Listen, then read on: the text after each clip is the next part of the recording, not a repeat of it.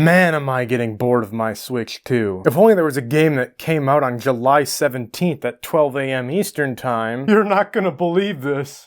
I recently 100%ed Donkey Kong Bananza, and I have to say, I quite enjoyed it. DK controls so well. Pauline gets more characterization than any other Mario princess combined. They created a new cast of enjoyable villains, but most importantly, they had hype moments and aura! Nothing is perfect, however, and despite everything I love about the game, there are still quite a few things I'm left slightly disappointed in. I wish the levels had more unique themes, I wanted more from the skill tree, along with more difficult challenges. But with all that out of the way, let's punch into my review of Donkey Kong Bananza. Holy cow, DK feels so good to control in this game. He doesn't feel too heavy or too floaty, his punches feel so responsive that mashing 3 different buttons at a time feels intuitive. Picking up and throwing rocks adds a lot to the combat, as well as the platforming. The turf surfing is a nice way to get across liquid areas, but I feel as if I didn't use it that often, and even after finishing the game, I still mess up exiting it, but that's a skill issue.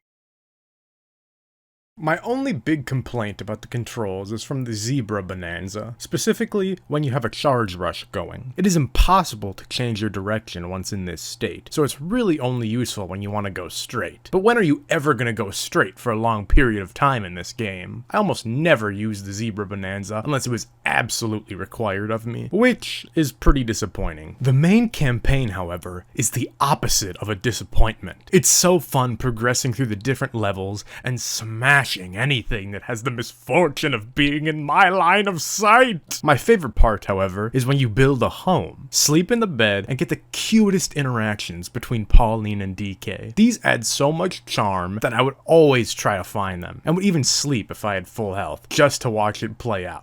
It almost made me want to have a kid. They almost got me. The real thing that surprised me is how much I liked the Void Company. Grumpy Kong and Poppy Kong, despite their boss fights lasting 2 seconds, were always enjoyable to come across. I especially like that after you beat them, you can talk to them, and they say they'll be ready next time, or that they're off the clock and don't care anymore. Those brief interactions help so much with their character, it makes me wish the stupid bunnies in Odyssey got the same treatment. Void Kong gives off Saturday morning cartoon vibes, and I think it's so funny how they flat out state he's a horrible boss. His last fight is annoying though, because the frame rate tanks when fighting him, which is a shame, because besides that, it's perfect, even if it too doesn't last that long. Who's not a horrible employer though, is someone you might remember. The GOAT himself, and my favorite character in Mario Super Sluggers, King K. Rool. With an unexpected twist, unless TikTok spoiled you the day before the game came out, K. Rool comes out of nowhere, slamming Void Kong into the great banana sun. And oh man, the last 2 hours of this game are fantastic! Especially the last boss fight, which is the only really hard part of the game. Although it suffers even worse frame drops than the Void Kong fight, probably even dropping below 20 FPS at times. Despite that, it was still probably the highlight of the game for me. Using all your Bananza knowledge to defeat him just makes the journey feel so much more satisfying and worthwhile. The entire sequence in New Donk City was magical, a step way beyond the ending of Odyssey. You can really tell they treated the Donkey Kong IP with a lot of care, having the ending feel like a love letter to the entire DK franchise. Enough of the glazing though, because I still do have some issues with the game. First off, I think the setting of the levels are a step down from Odyssey. DK uses stereotypical Mario World themes like water, sand, snow, jungle, sea, and lava a bit too much for my liking. Odyssey had unique ideas like black and white worlds, fossil worlds, combining Mexico and Egypt,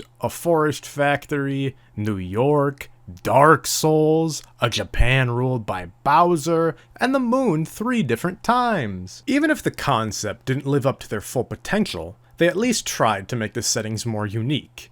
In DK, it seems most of the character of the layers comes from whatever creatures live there, something that Odyssey does just as well. That being said, the level design in DK is far superior in terms of gameplay. A lot of Odyssey's kingdoms feel too open with nothing to do in them. DK puts more interesting landmarks closer together with even larger levels. One problem I have with both games, though, is their use of dimensional sub-areas. These areas can be fun, but they look like the area Squidward ended up in after he busted the time machine, and I just wish they could be incorporated into the main level. But what do I know about video game design? I'm just a random idiot, and you're listening! Another thing I love about Bananza is the 2D section, specifically the ones that look like they came right from a Donkey Kong Country game. It's just a shame there's only like 2 of them in the entire game, because I would have loved for there to be way more. Just like how I wish the skill tree for Bananza forms mattered way more. Specifically the Kong, Zebra, and Snake Bananzas. These 3 seemed like an entire waste of skill points throughout the entire game. The Ostrich and the Elephant skills are far more useful than anything you get by investing in the other 3 forms. The Elephant specifically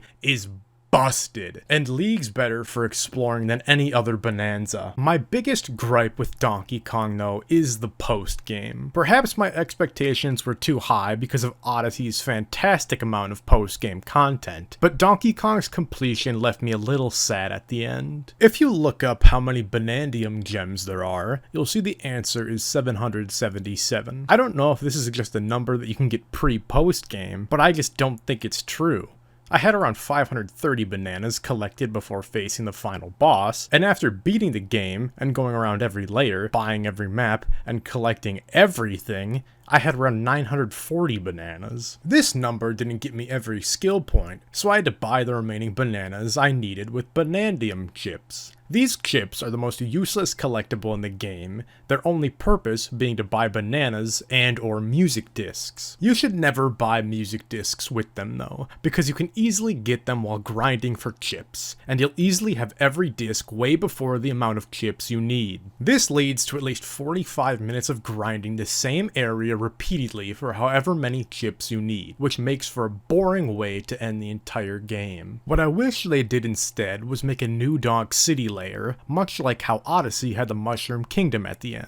Now technically you unlock a layer at the end of Bananza, but it's just Ingot Isle, the tutorial area where not a lot is going on. It would have been more interesting if we had a whole new layer instead. New Donk City wouldn't even have to be that special, just take the same map from Odyssey, make it 4K or whatever resolution it needs to be, and turn every building into destructible terrain. They then could have easily shoved the rest of the Banandium chips in that map for a way cooler endgame. But once again, I'm an idiot that knows nothing about game design. But you can't tell me that's not a cooler idea on paper.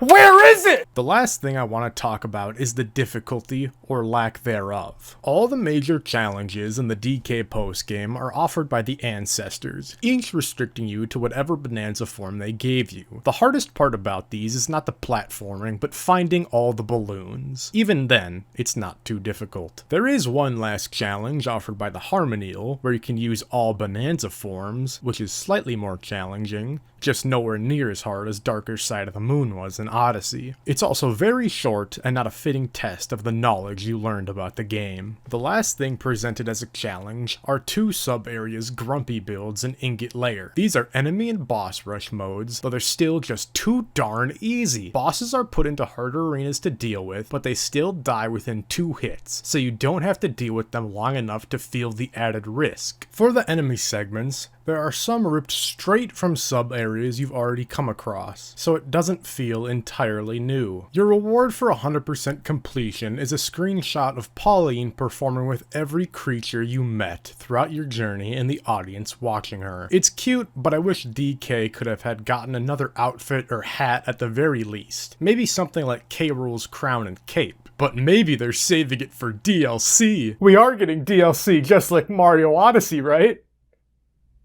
Right?